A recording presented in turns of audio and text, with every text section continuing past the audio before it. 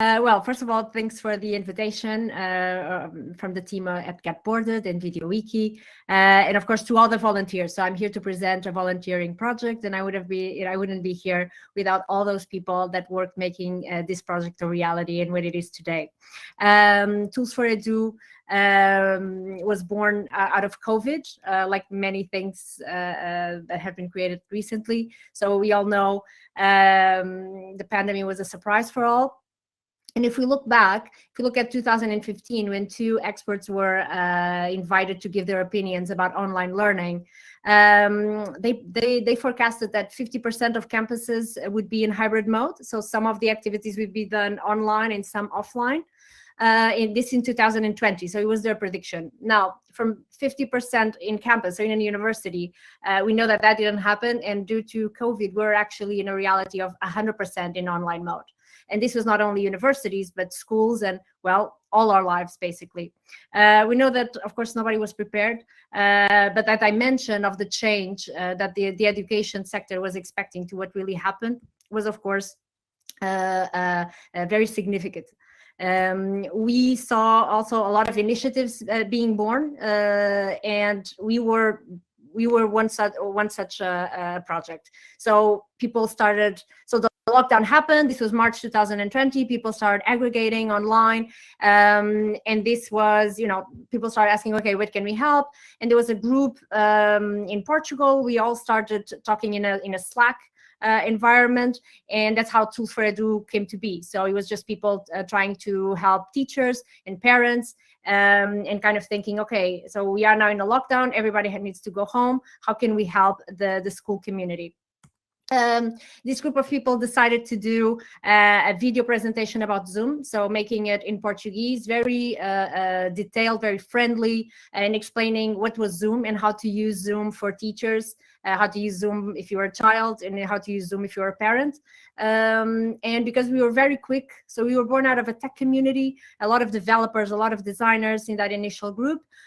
So we were extremely fast going to market. After a few days, our videos live, we got referenced in UNICEF, Portugal, because there was no materials at that time helping, trying to help teachers. At that time, we got a lot of volunteers that were teachers themselves, because they felt that we were really helping, so they started to become contributors and volunteers as well. Today, we are a very small group. We are around 6 people, but half of them are teachers, both from the public teaching and private teaching. So that's been quite an interesting experience. After our Zoom videos, what did we do? So we started to ask people what do they wanted, what could be useful for them. We had teachers referring other types of content online. So what kind of platforms, what kind of instruments could people teach online? So you can see here, we started to do a lot of webinars, some articles about, this new online world, and how could teachers make the best of it? How could they evaluate students? How could they engage? We did this, the government was also very fast with a lot of initiatives. And so we were then in a more crowded space, luckily, and then we had more time to go and ask teachers what do they wanted, and we have been doing that ever since. Now, if you try to reflect on what really happened, we saw that in the initial stage where teachers were interested in the tools to give classes, so this would be Teams, Zoom, just how can I give a class online? With evolution of time and people getting more used to an online environment, we saw that it became very important to use and to discuss how to use pedagogical approaches with technology. So not only a tool or not only to present, but besides the tool and the technology, how could we use this new tool, but really to engage with content and the teachers or whoever really producing quality content. So with pedagogical approaches, teaching methods, that really became the most important thing. And here I brought you a few examples of what is this to use, pedagogical approaches in the digital world. This is This is based in our national reading plan. It's a project that exists also in many parts of the world, and it's made out of Google Maps.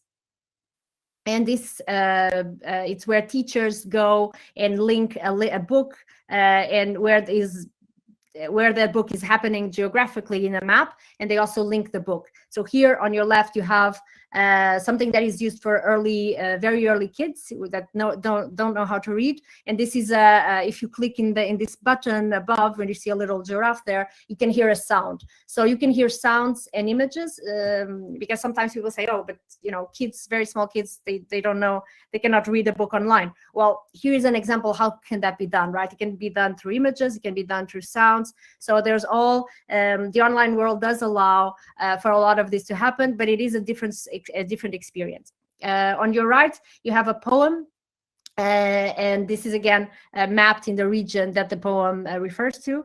And this allows teachers, for example, to give a history class together with the geography class. So again, a new pedagogical approach made online. So that we can see that with new trends, of course, the evolution of content and how it displayed to engage students can also change. Thinking back a little bit more to the project, we according to UNESCO, teachers were one of the players that gave the best response to schools. So it was not the government or policymakers, but it was really the teachers. We being a platform that became a peer learning platform, what we could see is that actually, indeed, teachers did an amazing job, because they had the problem, but often they also had the solution. And we saw that a lot of teachers asked for things that only teachers knew. So we started to have videos of teachers teaching teachers. So the ones that, they were very knowledgeable about certain tools, they came to our platform and teach other teachers to use it.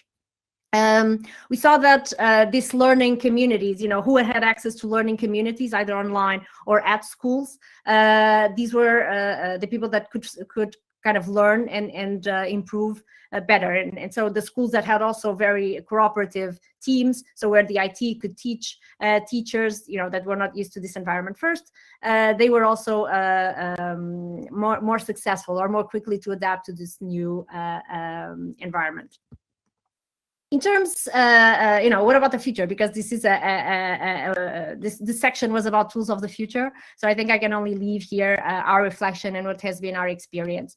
Technology and tech tools like Getboard, VideoWiki, I think they are amazing. I think they allow really, people to engage. But more than the tech, it's really about allowing people to bring the best of themselves. So work is about people and their brains and what they can create. So of course, anything that allows cooperation and creativity to come to the fore will win. And these tools that allow that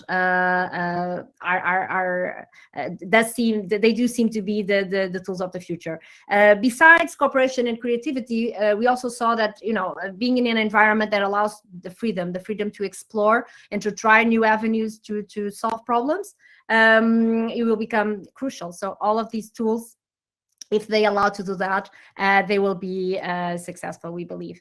In terms of us and being a volunteer group, we definitely have evolved, and we saw a lot of teachers experimenting things, and even people that are not so teachers only. So today we engage with startups and other companies working with the tech, with the education sector, and we are always welcome to people that are studying, or they are teaching, or they are creating companies in the education sector. Do please get involved. We are always open to explore and kind of introduce you to our community. Okay, and I think that's it for me. Thank you very much.